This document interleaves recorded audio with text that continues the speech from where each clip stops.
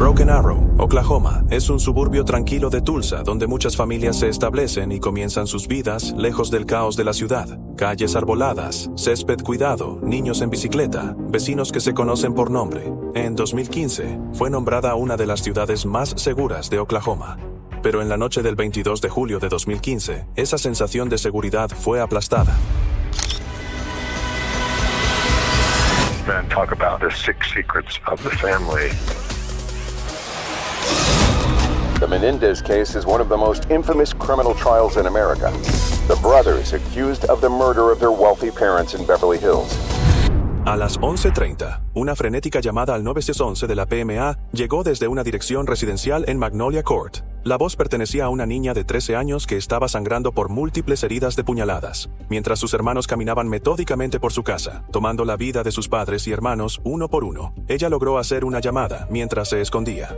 Cuando la policía llegó a la escena, se enfrentaron a lo que un detective veterano más tarde describió como la escena del crimen más aterradora de mi carrera. La sangre empapó la alfombra y la bola salpicó el silencio de la violencia y la muerte. Mientras los socorristas caminaban cuidadosamente por la casa, encontraron cadáver tras cadáver, un padre, una madre y 3 hijos. Pero el asesino se ha ido. 2 hermanos adolescentes huyen al bosque detrás de la casa, con la esperanza de escapar y continuar lo que comenzaron. Lo que la policía todavía no sabe es que esto es solo el comienzo de una orgia de asesinatos mucho más grande. Un asesinato con un solo propósito: hacer famoso al asesino. Esta es la historia de Robert y Michael Bever, hermanos adolescentes que mataron a sus familias por la fama. It's not fair. It's time that the families have some measure of resolution and closure.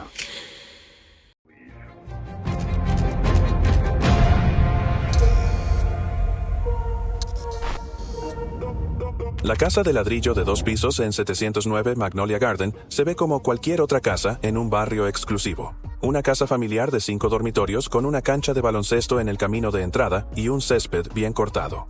Pero lo que la policía encontró en el interior esa noche de julio habría sorprendido incluso a los policías más experimentados.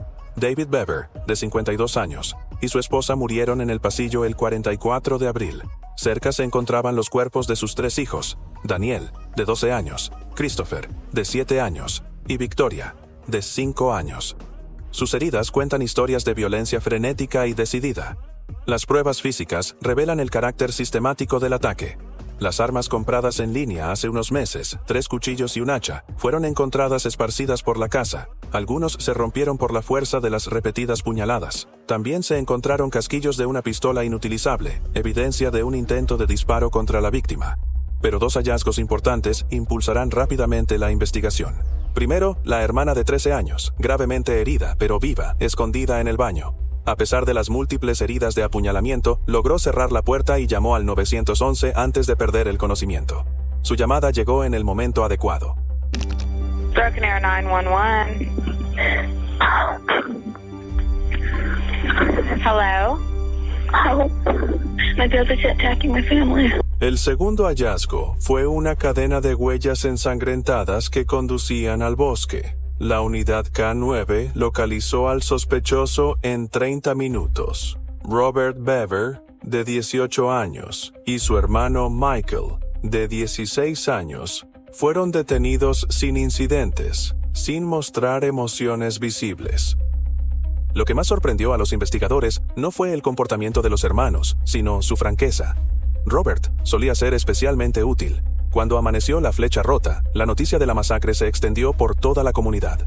Los vecinos se reunieron detrás del cordón y lucharon por entender cómo tal violencia pudo estallar en sus pacíficos suburbios. Muchos afirman que apenas conocen a la familia, a pesar de haber vivido allí durante muchos años. Al mediodía, los medios de comunicación nacionales se concentraron en Broken Flechas. Los titulares son sensacionales e impactantes. Las familias son masacradas por hijos adolescentes, hermanos, padres masacres y hermanos. Los asesinos adolescentes planean más muertes, pero el problema en la mente de todos es simple. ¿Por qué? ¿Por qué 2 adolescentes asesinarían a sus familias a sangre fría? Cuando llegue la respuesta, será tan inquietante como el crimen en sí mismo. Beverly Hills. Beverly Hills. One of the most expensive pieces of real estate. The best things in life are free. Beverly Hills was really the American dream. And it would be nice if I was senator and he was president, because sure they might help me pass bills to try to get people out of territory.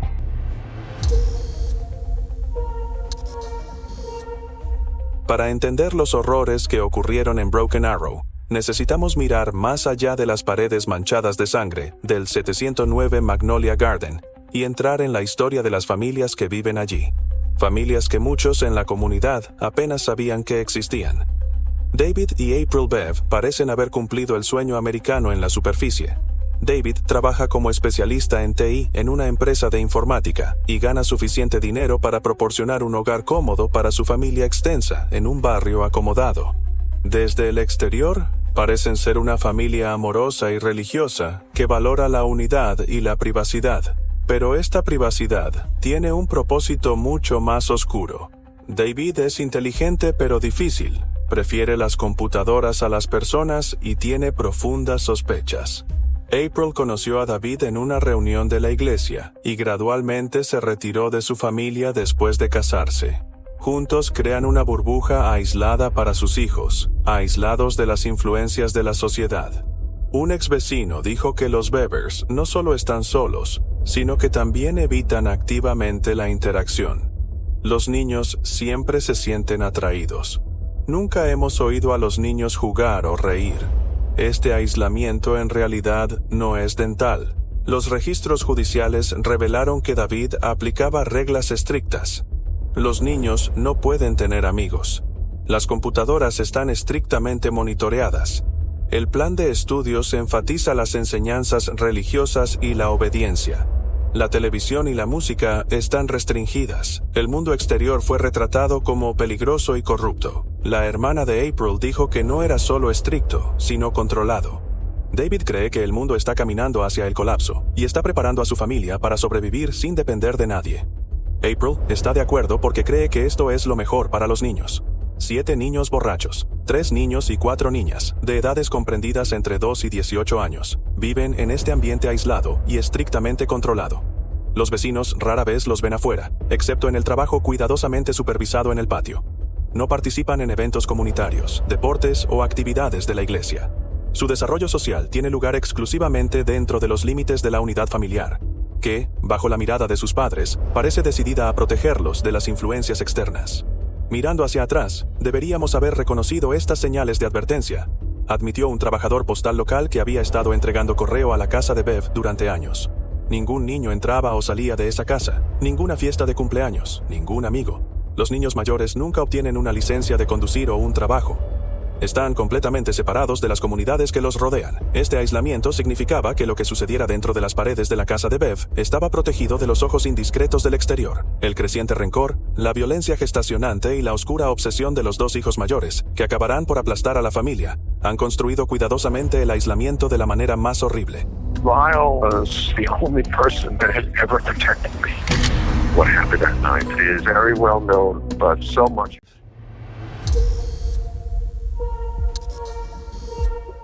Los hermanos Robert y Michael Bever no siempre pretendían ser asesinos. Cuando eran niños, mostraron la misma curiosidad y energía que sus compañeros, pero crecer en el entorno sellado de la casa de Bev los moldeó de una manera profunda y, en última instancia, destructiva. Robert era el mayor, con 18 años, y los pocos que lo conocían lo describieron como tranquilo, inteligente, pero socialmente torpe. Él estaba fascinado por las computadoras y la electrónica, que su padre inicialmente alentó. Fue meticuloso y atento a los detalles, cualidades que más tarde sirvieron a su plan de asesinato. El grupo de antiguos participantes de la escuela en casa lo recuerda como un niño que nunca participa en juegos y prefiere quedarse a un lado y mirar a los demás con una intensidad inquietante. Michael, que es 2 años más joven que él, es aún más caprichoso. Él lucha con la lectura y la escritura, problemas que en gran medida no se resuelven en el entorno de la escuela en casa. Robert es calculador, Michael es impulsivo. Donde Robert está tranquilo, Michael perderá los estribos. Sin embargo, siguió a su hermano con una devoción casi religiosa, encontrando en Robert la orientación y la atención que sus padres no habían podido ofrecer. El cajero de una tienda de conveniencia cercana recordó que eran inseparables, donde los hermanos ocasionalmente compraban bebidas energéticas y bocadillos. Robert siempre hablaba, siempre tomaba decisiones. Michael se quedaba de pie mirando con quién hablaba Robert, como si estuviera estudiando cómo comportarse.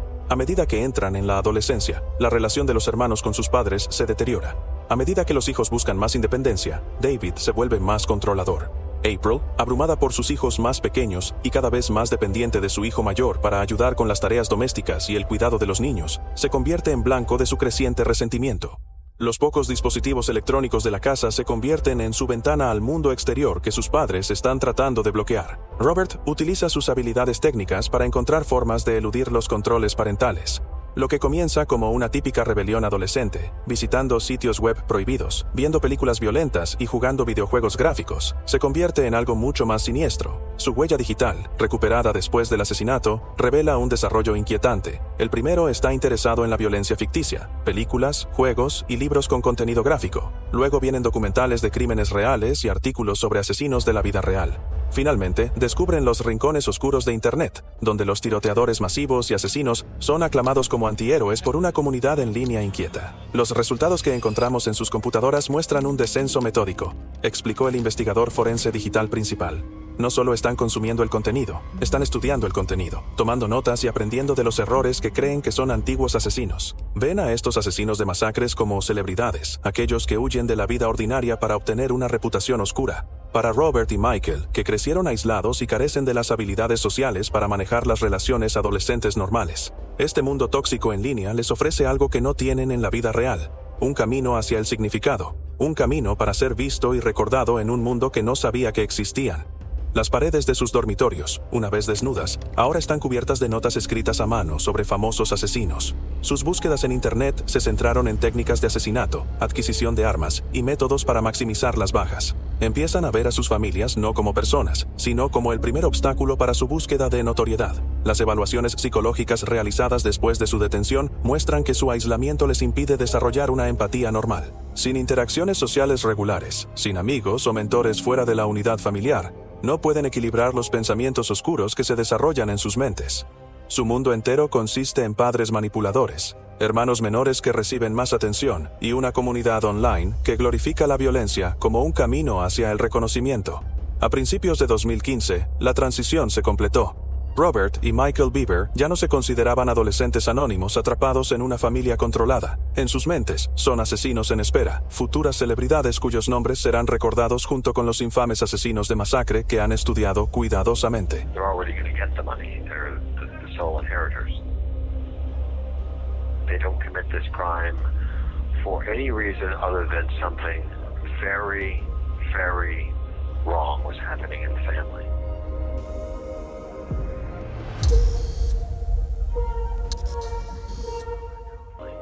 El plan para asesinar a sus familias no fue un acto espontáneo de ira, fue una campaña cuidadosamente planificada y metódica durante 6 meses, con detalles escalofriantes documentados a través de entradas en diarios, archivos informáticos y compras en línea que más tarde fueron recuperadas por los investigadores. Comenzó en enero de 2015, cuando Robert creó un documento protegido por contraseña en su computadora llamado Proyecto Libertad. En su interior hay todo tipo de declaraciones, en parte rencores personales, en parte fantasías de asesinato y en parte guías paso a paso para lograr la vergüenza. La palabra de apertura es sencilla: la gente sabrá quiénes somos. El primer desafío de los hermanos fue adquirir armas. Sin licencia de conducir o acceso independiente a las tiendas, recurren a las compras en línea. Utilizando tarjetas de crédito robadas de la billetera de su padre, hicieron una serie de compras diseñadas para evitar sospechas. Pidieron 3 cuchillos de caza en 3 sitios diferentes. Hachas tácticas descritas como herramientas de campamento, chaleco anticuerpo disfrazado de equipo deportivo, ropa negra que, si se encuentra, podría considerarse ropa adolescente normal. Los detectives que rastrearon sus compras señalaron que eran muy sofisticados en cubrir su paradero. Estos pedidos se realizan con un intervalo de semanas. Interceptaron el paquete antes de que los padres pudieran verlo. Eliminaron el historial del navegador y crearon una historia de portada elaborada para cualquier problema. El nivel de planificación aquí impresionará a los estrategas militares. En marzo, habían montado su arsenal y pasaron a la siguiente etapa, estudiando el diseño de su casa y la vida cotidiana de los miembros de la familia. Un mapa dibujado a mano de la casa fue encontrado en el colchón de Michael, con las marcas X que indican dónde cada miembro de la familia suele dormir y las flechas que muestran los patrones de movimiento planificados. Las notas en los márgenes detallan qué hermanos y hermanas duermen poco, qué puertas chirrían y qué pisos hacían ruido. El diario de Roberts, encontrado en un compartimento oculto de su escritorio, revela la evolución de sus tácticas. Las primeras entradas consideraban envenenar la comida familiar o prender fuego a la casa mientras todos dormían. Estas ideas finalmente fueron rechazadas porque eran demasiado impersonales y demasiado probables que fracasaran. Los hermanos querían mirar a la víctima a los ojos. Quieren que sus familias sepan quién los mató y por qué. Necesitamos que vengan a vernos, escribió Robert en abril. Necesitamos que entiendan que estamos en control. Ese es el punto, de la invisible a la notoriedad de la noche a la mañana. May le da una nueva dimensión a sus planes. Ya no están satisfechos con simplemente matar a sus familias. Han ampliado sus horizontes para incluir una orgia de asesinatos transnacionales. Busque en Google Maps las rutas desde Oklahoma hasta los principales centros de población. El plan del centro comercial está descargado. Notas. Las cifras potenciales de víctimas se calculan según la hora y el lugar del día. Estudiaron tiroteos masivos anteriores y analizaron qué funcionó y qué no para maximizar la cobertura de los medios. Después del arresto, el perfilador del FBI encargado del caso explicó que la familia era solo el comienzo. En su opinión, matar a sus padres y hermanos eliminaría las restricciones a su movimiento y les permitiría utilizar vehículos familiares y tarjetas de crédito. Esto impulsará la siguiente fase, una serie de ataques públicos destinados a maximizar la publicidad. A medida que junio entra en julio, sus preparativos se aceleran. Los ejercicios realizados en el bosque detrás de su casa les ayudaron a probar sus armas. Los videos en línea les enseñaron técnicas básicas de combate. Estudiaron a sus víctimas más de cerca, observando cuando sus padres tomaban pastillas para dormir y cuando sus madres estaban más distraídas por sus hijos pequeños. ¿Qué hermanos y hermanas podrían defenderse? La última entrada en el diario, fechada el 21 de julio de 2015, el día antes del asesinato, contenía una simple cuenta regresiva. Después de 24 horas, todos sabían nuestros nombres. Lo que hace que esta etapa de planificación sea particularmente inquietante es que es fácil de detectar. En una familia de 9 personas que viven juntas, 2 adolescentes, sin causar suficiente alarma, consiguen esconder armas, realizar investigaciones y prepararse para un asesinato masivo.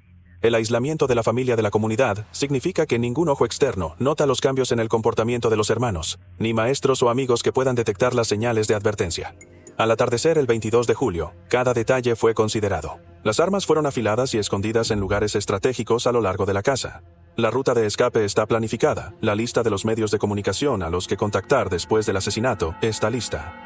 Robert y Michael Bever están listos para transformarse de adolescentes invisibles y aislados a asesinos infames cuyos nombres y rostros dominarán los titulares de todo el país.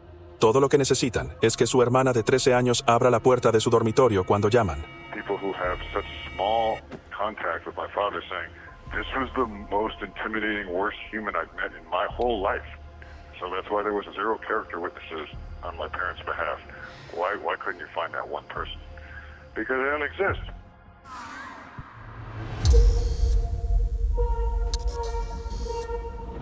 La noche del 22 de julio de 2015 comenzó como cualquier otra noche en la casa Beaver.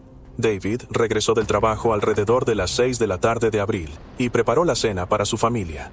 Los niños pequeños juegan en silencio y están acostumbrados a mantener el ambiente tranquilo que impregna sus hogares. Pero para Robert y Michael, esta noche ordinaria fue la culminación de meses de planificación, la noche que habían designado para ponerse en notoriedad. Esperan pacientemente, haciendo su rutina normal sin despertar sospechas. Robert ayuda a lavar los platos. Michael ve una película con sus hermanos y hermanas menores. Desean buenas noches a sus padres y regresan al dormitorio que comparten. Entonces, esperaron más tiempo. A las 11 de la noche, la casa estaba en silencio. David tomó una pastilla para dormir y durmió profundamente junto a April. El niño pequeño estaba dormido en la cama. Crystal, de solo 13 años, todavía está despierto, leyendo un libro a la luz de su teléfono móvil en su dormitorio al final del pasillo. Según Michael, más tarde, fue Robert quien dio la señal para comenzar. Recuperaron el arma de su escondite y llegaron a la habitación de su hermana. Primero necesitamos que se aparte del camino. Michael le dijo a los detectives que ella era lo suficientemente grande como para contraatacar o pedir ayuda, pero sabíamos que ella nos abriría la puerta. Robert llamó suavemente a la puerta de Crystal. «Oye, ¿puedes venir y ayudarnos a buscar algo en el garaje?», preguntó a través de la puerta. Era una solicitud inusual en ese momento, pero Crystal no tenía ninguna razón para desconfiar de sus hermanos. Cuando abrió la puerta, Robert se lanzó hacia adelante y la apuñaló varias veces en el estómago y el pecho. A pesar de sus graves heridas, Crystal logró apretar a su agresor y tropezó hacia el dormitorio de sus padres, gritando ayuda. Su llanto despertó a David, quien corrió hacia el pasillo para enfrentarse a sus hijos. Solo tiene el poder de sus padres para luchar contra las armas mortales, y tiene pocas posibilidades. Crystal más tarde le dijo a los investigadores desde su cama de hospital que papá trató de detenerlos. Sigue preguntando por qué están haciendo esto. Les rogó que se detuvieran, pero ellos simplemente lo apuñalaban. La autopsia reveló más tarde que David Bevers tenía 28 heridas de puñalada, muchas de las cuales eran lesiones defensivas en sus manos y brazos. Lucha desesperadamente para proteger a su familia, pero es abrumado por la ferocidad y determinación de sus hijos. April se despierta por la conmoción y se apresura a ayudar a su esposo, solo para sufrir el mismo destino. Ella murió en el pasillo junto a David, y la ubicación de su cuerpo indica que estaba tratando de defenderse mientras suplicaba a su hijo. Según el médico forense, sus últimos momentos estarían llenos de un horror inimaginable, ya que se dio cuenta de que su hijo le estaba quitando la vida. Con la muerte de sus padres, Robert y Michael caminan metódicamente por la casa, apuntando a sus hermanos menores. Daniel, de 12 años, es asesinado en su cama, muy probablemente antes de que él comprenda completamente lo que está sucediendo. Christopher, de 7 años, y Victoria, de 5 años, son encontrados juntos en la habitación de Victoria, lo que sugiere que el niño pequeño trató de esconderse con su hermana cuando escuchó la conmoción. Sus heridas sugieren que fueron asesinados rápidamente y no experimentaron la lucha prolongada que sucedió con la muerte de sus padres. Mientras tanto, Crystal logra encerrarse en el baño a pesar de las graves lesiones. La pérdida de sangre hizo que gradualmente perdiera el conocimiento, pero ella encontró el teléfono y llamó al 911. La llamada, grabada a las 23:30 horas, captó su voz debilitándose. Por favor, ayúdenos. ¿Cuál es tu urgencia? Mis hermanos, están atacando a mi familia. ¿Dónde estás? 709 Magnolia Court. Van a matar a todos. El operador del 911 mantuvo a Crystal en línea mientras enviaba a la policía al lugar, pero la conexión se volvió cada vez más incoherente a medida que ella perdió el conocimiento. Cuando los socorristas llegaron 7 minutos más tarde, estaba cayendo en el piso del baño, prácticamente sin vida. El único otro sobreviviente es la niña más pequeña de la bebida, Autumn, de 2 años, que durmió en una cuna durante el ataque. Cuando se le preguntó más tarde por qué la dejaron en paz, la respuesta de Roberts era pragmática y escalofriante. Ella es demasiado joven para llamar a la policía o identificarnos. Ella no nos recordará ni lo que hicimos. Cuando las sirenas se acercan a la distancia, los hermanos agarran sus mochilas preempacadas y se preparan para la orgia de asesinatos que han planeado. Su intención, como se detalla en los documentos de su plan, era robar el vehículo familiar y luego dirigirse a su próximo objetivo. Pero no esperaban que Crystal, a pesar de sus heridas, pudiera hacer esa vital llamada al 911. Al darse cuenta de que la policía llegaría antes de que pudieran entrar en el coche, huyeron a pie hacia el bosque detrás de su casa. Norton explica que estudian a los asesinos masivos anteriores. Tienen hojas de cálculo. Descargaron el manifiesto de los asesinos anteriores y escribieron su propia versión.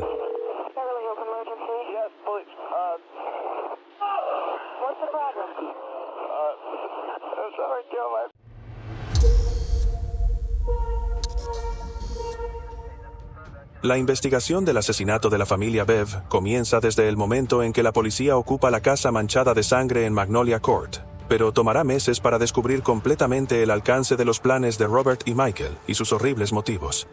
El investigador jefe del caso, el sargento Jim Norton, describió la escena original del crimen como un caos metódico, una contradicción que captura la naturaleza planificada del ataque y su brutal ejecución. Norton recordó que había sangre por todas partes. En las paredes, en el piso, en los muebles. Pero también tiene un orden extraño. Las armas se colocan junto a cada víctima. Los artículos personales han sido arreglados. No se siente casual ni loco. Se siente como si estuvieran actuando según el guión. Esta impresión se confirmó cuando los investigadores confiscaron computadoras, teléfonos móviles y cuadernos de los hermanos. Los expertos forenses digitales recuperaron miles de archivos, incluidos los eliminados, que detallan aspectos del asesinato planificado. La evidencia pinta una imagen no de violencia impulsiva, sino de una campaña de cálculos fríos diseñada para tener el máximo impacto. La doctora Catherine Ramsland, analista de comportamiento del FBI que asesoró sobre el caso, explicó que hemos visto destruidores de familias antes, pero suelen matar a sus familiares por misericordia, enfermedad mental o venganza. Los motivos de los hermanos Bev son completamente diferentes. Matan por la fama. Quieren ser celebridades en el sentido más oscuro de la palabra. Esta motivación se hizo evidente durante las interrogaciones iniciales de los hermanos. Aunque Michael fue inicialmente conservador, Roberts habló libremente sobre sus intenciones, mostrando lo que los interrogadores describieron como un orgullo inquietante por lo que habían logrado. El detective Norton dijo que no solo estaba confesando, él está jactando. Preguntó cuántos canales de noticias estaban cubriendo la historia. Se preguntó si estaban liderando o eran solo un fragmento. Se decepcionó cuando le dijimos que los habíamos detenido antes de que pudieran terminar el resto del plan. Según los documentos recuperados y la declaración de Roberts, el programa continuará matando gente en centros comerciales, escuelas y otros lugares públicos en varios estados. Trazaron la ruta, identificaron los objetivos y calcularon las cifras potenciales de bajas con la precisión trascendental de un estratega militar. Norton explica que estudian a los asesinos masivos anteriores como si estuvieran tomando una clase maestra. Tienen hojas de cálculo para comparar el número de muertes, la cobertura de los medios de comunicación y el impacto público. De hecho, han clasificado a los masacres por su fama y están claramente tratando de superarlos. Las pistas numéricas muestran meses de investigación sobre el infame asesino. Su historial de búsqueda incluye consultas detalladas sobre Columbine, Sandy Hook y otros incidentes de víctimas masivas. Descargaron el manifiesto de los asesinos anteriores y escribieron su propia versión. Incluso han estudiado cómo contactar a las principales redes de noticias para anunciar sus crímenes. Quizás lo más inquietante sea la evidencia de que han llegado a personas de ideas afines en línea, en formatos de chat cifrados y en sitios web oscuros. Han discutido sus planes en privado con otros que comparten su fascinación por la violencia y la notoriedad. El investigador de crímenes cibernéticos Marcus Lee dijo que no se trata solo de dos niños aislados que se rompen. Son parte de un ecosistema en línea que valida y alienta sus impulsos más oscuros. Descubren comunidades donde los asesinos masivos son vistos como estrellas de rock, donde el número de muertos es el cuadro de puntuación y la infamia es el logro final. A medida que los investigadores profundizan, descubren los diarios de los hermanos que documentan su evolución psicológica de adolescentes resentidos a aspirantes a masacres. Las primeras entradas se centraron en su insatisfacción con sus padres, reglas estrictas y la sensación de estar atrapados. Más tarde, estas quejas dieron paso a detalladas fantasías violentas, notas detalladas de planificación y una discusión explícita de la fama que esperaban obtener. «Seremos más famosos de lo que nadie puede imaginar», escribió Robert 3 semanas antes del asesinato. «Todo el mundo, no importa quién sea, piensa que somos inútiles. Todos sabrán que nuestros nombres serán el nuevo criterio para que otros asesinos se miden». Una vez más, densas pruebas físicas confirman la documentación del plan. Los recibos confirman las armas compradas en línea. Los datos GPS de sus dispositivos muestran viajes de reconocimiento a posibles objetivos públicos. Los suministros ocultos fueron encontrados en el bosque detrás de su casa. Armas adicionales, un cambio de ropa, barras de energía y agua embotellada para que planifiquen su escape. Una de las pruebas más críticas proviene de las hermanas Cristal sobrevivientes.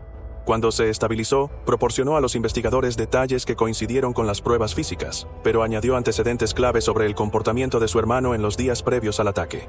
Ella le dijo al detective desde su cama de hospital que esa semana eran diferentes. Estaban emocionados por algo, seguían susurrando, y luego se calmaron cuando alguien se acercó a ellos. La noche anterior, Robert me había dicho que debía despedirme de todos porque todo era diferente.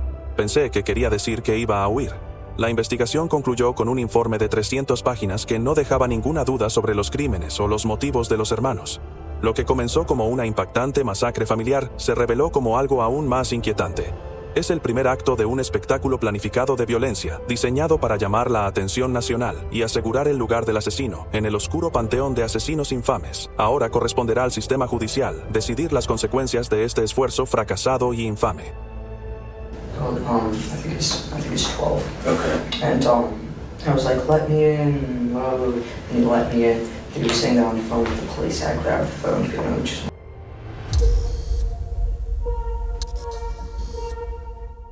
El proceso legal comenzó casi inmediatamente después de la detención de los hermanos, pero el caso que conmocionó a la nación tardará casi 3 años en lograr la plena justicia. La primera cuestión legal importante se centró en Michael Bever. A los 16 años, él es técnicamente un adolescente, lo que plantea la pregunta de si debería ser juzgado como adulto.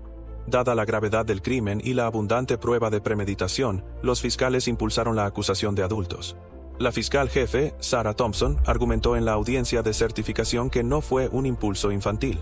Fue una masacre bien planificada y premeditada. Los documentos del programa muestran que Michael era un participante totalmente voluntario, no un niño extraviado por su hermano mayor. La defensa inicialmente intentó argumentar que Michael había sido manipulado por Robert, pero las declaraciones de su propio cliente socavaron la táctica. Durante las entrevistas, Michael reclamó igualdad de propiedad del esquema y corrigió los detalles sobre quién mató a quién. El juez Thomas Wilson dictaminó que Michael sería juzgado como adulto, citando la atrocidad, la brutalidad y la crueldad de los crímenes, así como la complejidad de los planes involucrados. La decisión significa que ambos hermanos pueden enfrentar cadena perpetua sin libertad condicional si son declarados culpables. Los hermanos fueron formalmente acusados de 5 cargos de asesinato en primer grado y un cargo de agresión con intención de matar por atacar a su hermana sobreviviente. Las pruebas en contra de ellos abrumaron sus confesiones, las pruebas físicas que los vinculaban con el asesinato, una gran cantidad de documentos del plan y el testimonio de Crystal Bevers. El caso de Robert Bevers nunca llegó a juicio. En septiembre de 2016, se declaró culpable de todos los cargos a cambio de la posibilidad de evitar la pena de muerte. Se le dio la oportunidad de hablar en el tribunal durante la audiencia de sentencia, pero se negó a hacerlo. La jueza Sharon Holmes lo condenó a 5 años consecutivos de cadena perpetua sin libertad condicional, más 28 años adicionales por el intento de asesinato de su hermana. Sus abogados reconocieron la futilidad de negar su participación a la luz de las pruebas, y cambiaron sus tácticas para centrarse en su estado mental y su relación con su hermano dominante. El abogado defensor Corbin Brewster argumentó que Michael Bieber era un niño que creció en aislamiento, controlado psicológicamente y fuertemente influenciado por su hermano, a quien admiraba. Fue decepcionado por todos los sistemas y personas que deberían protegerlo, incluyendo a sus padres, a quienes terminó ayudando a matar. La fiscalía refuta con pruebas de que Michael participó activamente en la planificación y ejecución del asesinato. Thompson le dijo al jurado que no era un niño que siguió órdenes. El juicio de Michael comenzó en abril de 2018, casi 3 años después del asesinato, y fue un participante voluntario que ayudó a concebir, planificar y llevar a cabo el brutal asesinato de su familia en busca de fama. Duró 3 semanas e incluyó testimonios de agentes del orden, expertos forenses, psicólogos y quizás, lo más importante, de Crystal Bever, quien testificó desde una silla de ruedas que sus hermanos intentaron matarla y lograron matar a su familia. Su testimonio resultó particularmente desfavorable para la defensa de Michael. Todos se rieron, le dijo a la corte tranquila. Estaban sonriendo cuando apuñalaron a mi papá. Michael no fue obligado a hacerlo. Él no tiene miedo. Él lo disfrutó. El jurado deliberó durante menos de 3 horas y emitió un veredicto de culpabilidad por todos los cargos. Un mes más tarde, Michael Bieber fue condenado a 5 consecutivas condenas perpetuas sin libertad condicional, exactamente como el castigo de su hermano. En el momento de la sentencia, Michael finalmente habló públicamente, haciendo una declaración que muchos consideraron más inquietante que esclarecedora. Lamento lo que sucedió, pero creo que todos están pasando por alto el panorama general, dijo. No se trata solo de matar a mi familia, se trata de algo más grande. Incluso si fuimos atrapados, todo el mundo sabe quiénes somos ahora, así que, de alguna manera, todavía ganamos. Esta declaración, que se refiere explícitamente a los motivos de la fama, parece corroborar la versión de la fiscalía y socavar cualquier simpatía que su juventud pudiera haber generado. Las acciones legales terminaron con la presentación de demandas civiles contra varias entidades que habían tenido intersecciones con la familia Bever a lo largo de los años, y estas agencias de bienestar infantil habían recibido denuncias sobre la familia, pero no investigó adecuadamente a los minoristas en línea que vendieron armas a menores de edad, así como a los foros de la web oscura que alentaron y confirmaron las fantasías violentas de los hermanos. La mayoría de estas demandas finalmente fueron desestimadas o resueltas en secreto, pero plantean preguntas importantes sobre el sistema que no reconoce el peligro que se está gestando en la familia de Bev. Estos problemas seguirán afectando a la comunidad durante mucho tiempo después del cierre del tribunal. El capítulo legal de la historia termina cuando Robert y Michael Bieber comienzan a cumplir condenas perpetuas en diferentes instalaciones de máxima seguridad. Pero para los sobrevivientes y las comunidades que dejan atrás, el impacto de sus crímenes continuará teniendo un impacto en los años venideros.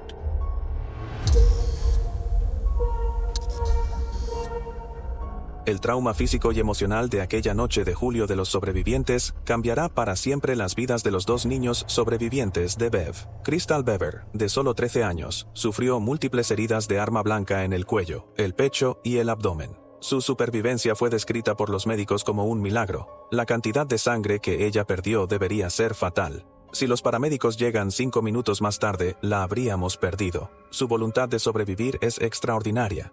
Crystal pasó casi 3 meses en el hospital sometiéndose a numerosas cirugías y extensa fisioterapia, pero la recuperación física es solo el comienzo de su viaje.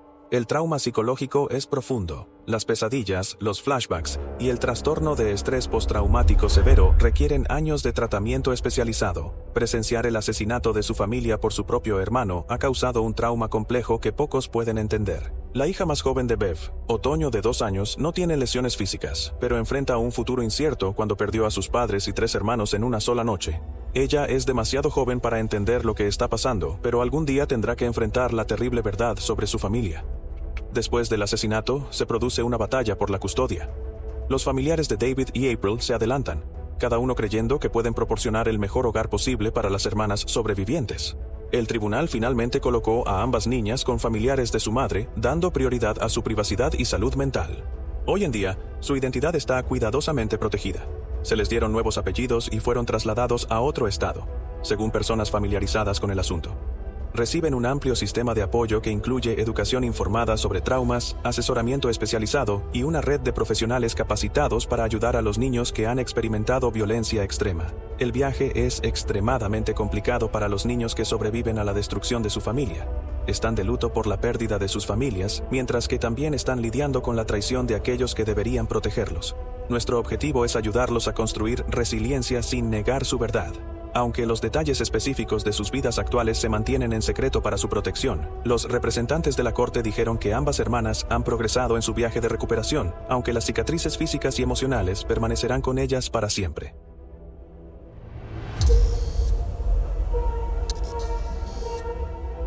¿Entiende los motivos que impulsaron a dos adolescentes a asesinar a sus familias? Esta es la pregunta que ha plagado a los investigadores, psicólogos y la comunidad después del asesinato de Bev. A diferencia de muchos destructores de familias que matan por misericordia, venganza o enfermedad mental aguda, Robert y Michael Bever matan por un obvio motivo moderno: la fama.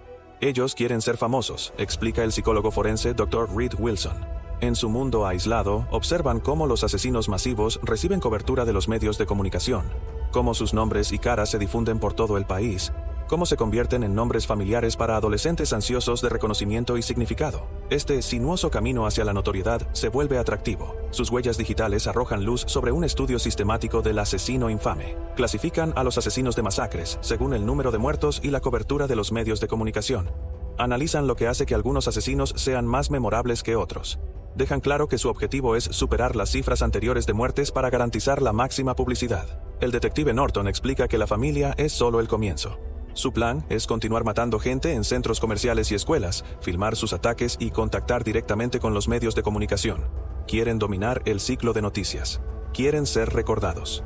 Esta motivación apunta a un fenómeno inquietante que los expertos llaman el efecto Columbine, donde la cobertura mediática de asesinatos masivos puede inspirar ataques de imitación por parte de quienes buscan un estigma similar. Los psicólogos también señalan el extremo aislamiento social de los hermanos como factor contribuyente. Sin una interacción regular con sus compañeros y la comunidad, carecen de los lazos sociales que pueden contrarrestar su oscura visión del mundo. Su única conexión con el mundo más amplio proviene de Internet, donde encuentran comunidades que validan sus impulsos más inquietantes. El caso Bever plantea preguntas difíciles sobre la intersección de la violencia juvenil, la exposición en los medios, la dinámica familiar y la salud mental, que continúan desafiándonos a medida que surgen casos similares.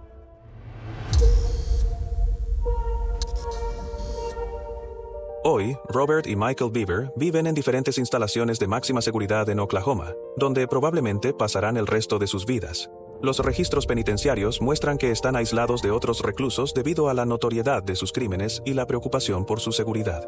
La casa en Magnolia Garden 79 ha estado vacía durante casi 2 años, un cruel recordatorio de la tragedia que está ocurriendo dentro de sus muros. Finalmente, fue comprado por organizaciones eclesiásticas locales, demolido y convertido en un jardín conmemorativo dedicado a las víctimas.